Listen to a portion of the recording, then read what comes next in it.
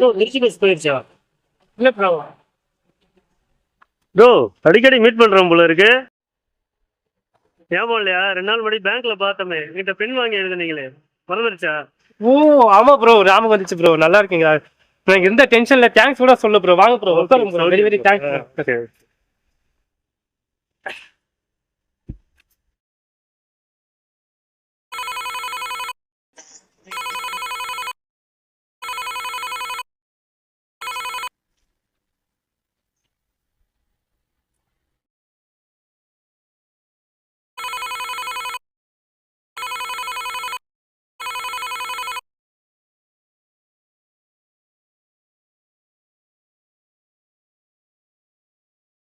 என்ன ப்ரோ அப்படி பாக்குறீங்க?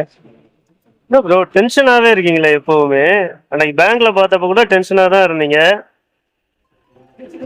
இல்ல ப்ரோ, அன்னைக்கு ஒர்க் டென்ஷனு ஆபீஸ்ல, அதான் கொஞ்சம் டென்ஷனா இருந்தேன். போன் வந்ததுக்கு அப்புறம் சக மனுஷன் முகத்தை பார்த்து பேசுறதே மறந்துட்டேன் ப்ரோ. அதான் ப்ரோ போன் அப்பெல்லாம் தூக்கி போட்டு அடிக்கடி புக் எடுத்து படிக்க ஆரம்பிச்சிடுறது. ப்ரோ இப்ப ஜெனரேஷன்லாம் புக் எடுக்கவே தோண மாட்டேங்குது. காலம் மாறி போச்சு ப்ரோ.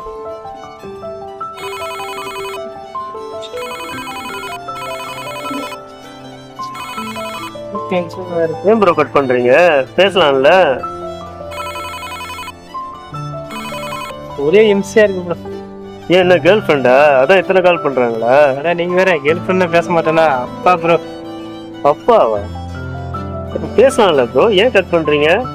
போன் எடுத்தாவே எப்ப எப்ப எழுந்துச்ச, என்ன பண்ற, எங்க இருக்க, எப்ப வர, சாப்பிட்டியா, போனியா, தூங்குனியா, ஒரே இம்சை தான் ப்ரோ. அப்பானாவே அப்படிதான் ப்ரோ. ஓ உங்களுக்குமா? உங்க அப்பாவும் அப்படிதானே? எங்க அப்பா மட்டும் இல்ல ப்ரோ, எல்லாரும் அப்பாவும் அப்படிதான். ஓ உங்க அப்பாவும் அப்படிதான் ப்ரோ. எங்க அப்பா ஒரே குறைச்சல் பண்ணவர் ப்ரோ. என்ன பண்றேன் எது பண்றேன்னு வச்சு தப்பா நினைக்காதீங்க. எனக்கு ஒரு கம்பெனி கிடைச்ச மாதிரி நீங்க எப்படி உங்க அப்பாட்ட இருந்து சமாளிக்கிறீங்கன்னு சொல்லுங்க ப்ரோ. நானும் கொஞ்சம் அட்ஜஸ்ட்மெண்ட் பண்ணுவேன், சமாளிப்பேன். ஆக்சுவலா ப்ரோ, ஓ நீங்க அசிஸ்டன்ட் டைரக்டரா? அந்த வேலையை செஞ்சிருக்கோம் ப்ரோ. அப்புறம் எங்கேயாவது அவசரமா வெளியில கிளம்பி போகும்போது ஏதாவது ஷர்ட், நமக்கு பிடிச்ச ஷர்ட் எடுத்து போட்டு போவோம். ஷர்ட் கசங்கி இருக்கு பாரு, அயன் பண்ணி போட்டுட்டு போகணும், அதுக்கு ஒரு டார்ச்சர் பண்ணுவாரு. பிடிச்சி கத்துன்னு கத்தி விட்டுருவேன். அப்புறம் நம்ம யங் ஏஜ்ல வெளியூர்ல வேலை செஞ்சுட்டு இருக்கும்போது பாத்தீங்கன்னா ஃப்ரெண்ட்ஸ் கூட ஜாலியா சுத்திட்டு இருப்போம், சினிமா அது இதுன்னு சுத்திட்டு இருப்போம். பைக் வேற வாங்கின புதுசு, ஃபுல்லா மாச கணக்கா வீட்டுக்கு போகாம சுத்திட்டு இருப்போம். இவர் இப்போ லெட்டர் எழுதுவாரு, இத்தனை மாசமா வீட்டுக்கு வரல, எங்க மேல ஏதாவது கோவமா அப்படின்னு அப்படியே பாசத்தை கொட்டி அப்படியே எழுதுவாரு. நம்மளே அப்படியே ஃபீல் பண்ணி உருகிற அளவுக்கு எழுதுவாரு. ஐயோ என்னடா, சரி ரைட் அவங்க சொல்லிட்டாங்களே, ஏதோ அவங்களுக்காக போய் 2 நாள் வீட்டுல இருந்துட்டு வர மாதிரி, போனா போகுதுன்னு போய் வீட்டுல இருந்துட்டு வருவோம். அதுக்கப்புறம் நம்ம படிக்கிற காலேஜுக்கு, நம்ம வேலை செய்யற ஆபீஸுக்கு, இதெல்லாம் திடீர்னு வந்து நம்ம பையன் என்ன பண்றான்னு பாக்குறதுல இந்த அப்பாக்களுக்கு என்னதான் சந்தோஷமோ தெரியல ப்ரோ. ஓ இதேதான் ப்ரோ, எங்க அப்பா அதே டிட்டோ தான் ப்ரோ. ஒரு டைம் ஆபீஸ்க்கு வந்துட்டாரு ப்ரோ, நான் வேலை செய்யற ஆபீஸுக்கு. பிடிச்சி நம்ம என்ன சின்ன பையனா ப்ரோ, பிடிச்சி திட்டி விட்டேன் ப்ரோ, கட்டி விட்டேன் ப்ரோ. நம்ம சின்ன பையனா நினைச்சிட்டு இருக்காங்க ப்ரோ. நம்ம அம்மா அப்பாவுக்கு என்னைக்குமே நம்ம குழந்தைதான் ப்ரோ. என்ன நாம வளர்ந்து பெரியவன் ஆயிடுறோம், ஆனா அவங்க மனசளவுல அப்படியே குழந்தையாவே இருக்காங்க. சரி ப்ரோ, பஸ் வர என்ன டைம் இருக்கா என்னன்னு தெரியல, பார்க்கலாம். பஸ் நின்று பேசிட்டே இருக்கலாம் ப்ரோ. வாங்க ப்ரோ, பஸ் வாங்க ப்ரோ, உட்காருங்க.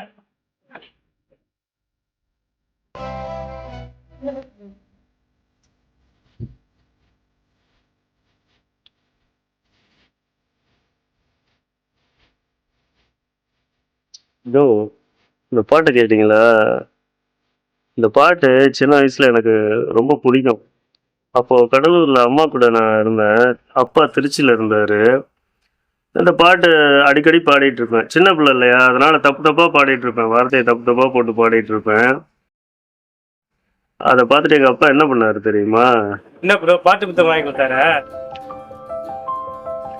அதான் இல்ல, பாட்டு புக்கை வாங்கி ஒரு இன்லேண்ட் லெட்டரை வாங்கி அதுல ஃபுல்லா அந்த பாட்டை அவரோட ஓன் ஹேண்ட் ரைட்டிங்ல எழுதி, உனக்காக அந்த பாட்டை பரிசீலிக்கிறேன் அப்படின்னு சொல்லி எழுதி எனக்கு அனுப்புவோம். அதை படிச்சு பார்த்து மனப்பாடம் பண்ணி பாடுவேன்னா. அப்ப இன்னொரு காமெடி இருக்கு அதுல. எங்க சித்தி ஒரு நாள் வீட்டுக்கு வந்தாங்க. அவங்க வந்து இந்த வீடெல்லாம் க்ளீன் பண்ணிட்டு இருக்கும்போது இந்த பேப்பர் வந்து கண்ணில் பட்டிருக்கு, இந்த லெட்டர். அதை படிச்சு பார்க்க பார்க்க அவங்களுக்கு கண்ணில் தண்ணி வந்துருச்சு. அதுவும் அந்த கடைசி வரி இருக்கு இல்லையா, பாம்பாடி நின்றாலும் நலமோடு வாழ்கவே அப்படின்னு. அதை படிச்சுட்டு தேம்பி தேம்பி அழுகுறாங்க. அந்த வழியா அப்ப எங்க அம்மா வந்தவங்க, ஏன்டி அழுகுற அப்படின்னு கேட்கறதுக்கு இந்த லெட்டரை காட்டியிருக்காங்க. எங்க அம்மா உடனே, ஏண்டி அவரு தான் வேலை புலப்புலாம் படிக்கிற பையனுக்கு சினிமா பாட்டு எழுதி அனுப்பியிருக்காரு, அதை படிச்சுட்டு நீ வேற அழுதுட்டு இருக்கியா, போடி போய் வேலையை பாரு அப்படின்னாங்க. செம்ம காமெடியா இருந்துச்சு.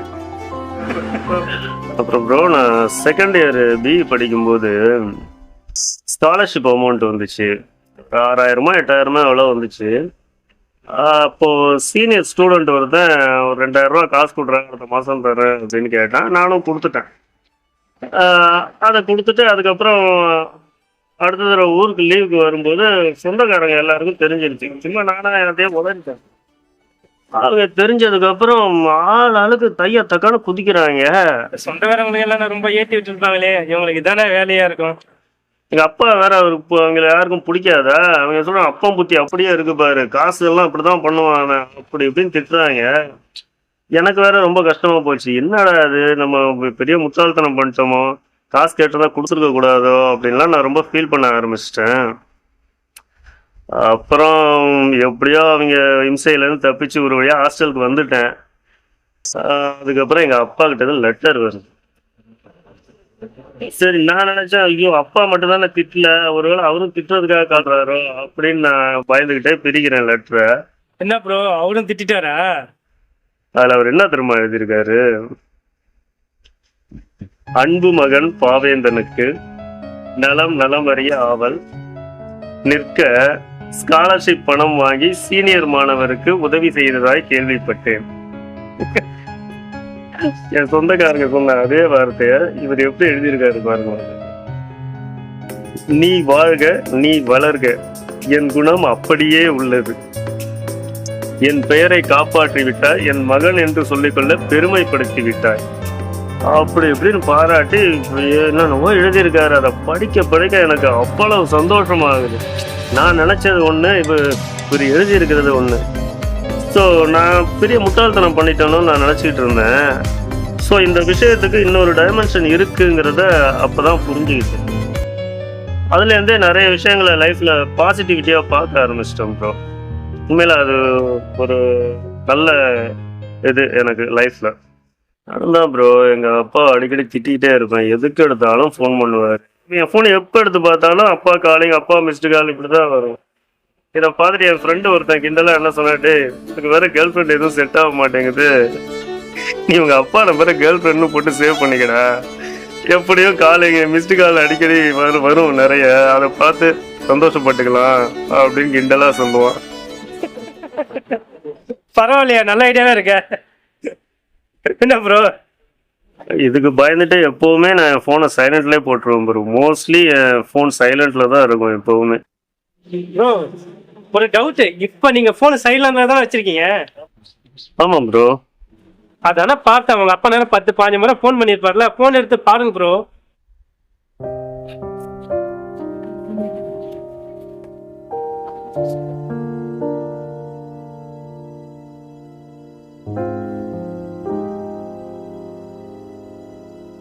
எட்டு வருஷம் ஆச்சு ப்ரோ அப்பா காலிங்கிற டிஸ்பிளே வந்து.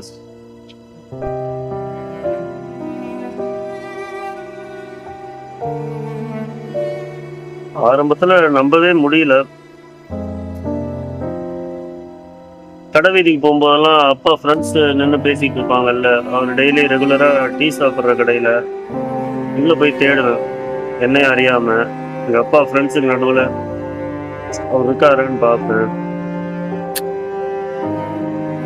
அப்புறம் அவரோட கட்சி ஆஃபீஸில் எப்போவுமே அவர் உட்காந்துருப்பாரு. வெள்ளை வேஷ்டி வெள்ளை சட்டை பார்த்தாவே அவர் இருக்காரான்னு ஒரு ஃப்ராக்ஷன் ஆஃப் செகண்ட் தேடுவேன். கனவுல நிறைய டைம் அவரை பார்க்கும்போதெல்லாம் அப்பாவுக்கு எதுவும் ஆகலடா, அப்பா நம்ம கூட தான் இருக்காருன்னு சந்தோஷமா இருப்பேன். திடீர்னு முழிப்பு வந்துடும். கனவு தானே, அப்ப அதை கண்டினியூ பண்ண முடியாதுல்ல. அப்புறம் ரொம்ப காலம் ஆச்சு ப்ரோ மனசுக்கு அது தெரியறதுக்கு. அப்பா இல்லைங்கிறது புத்திக்கு தெரிஞ்சது, ஆனா மனசுக்கு ரொம்ப நாள் ஆச்சு தெரியுது. நார்மல் ஆகிறதுக்கே ரொம்ப நாள் ஆச்சு.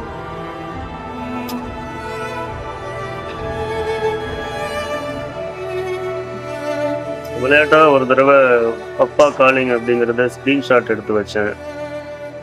அதை தான் இப்போ அடிக்கடி பார்த்துட்டு இருக்கேன்.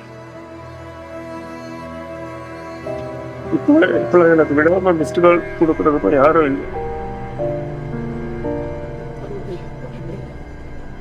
அதனால என் ஃபோனை இப்பவும் சைலண்ட்ல தான் வச்சிருக்கேன், ஆன் பண்றதே இல்லை.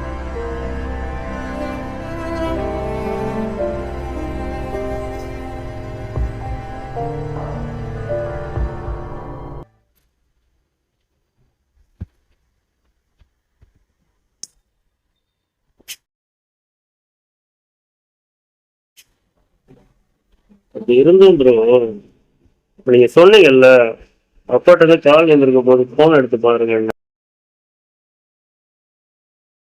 அப்போ என் மனசுக்குள்ள ஒரு சின்ன சந்தோஷம், ஒரு ஃப்ராக்ஷன் ஆஃப் செகண்ட் அப்பா மிஸ்டு கால் வந்திருக்குமோ அப்படின்னு. ஆனா வராதே.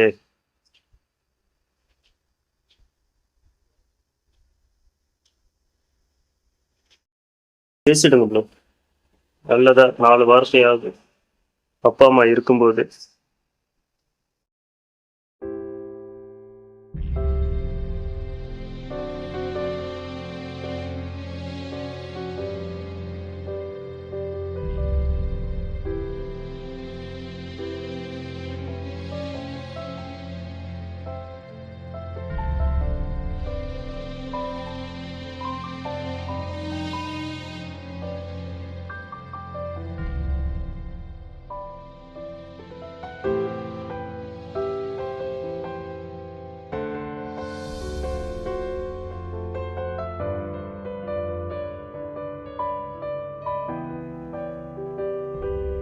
பா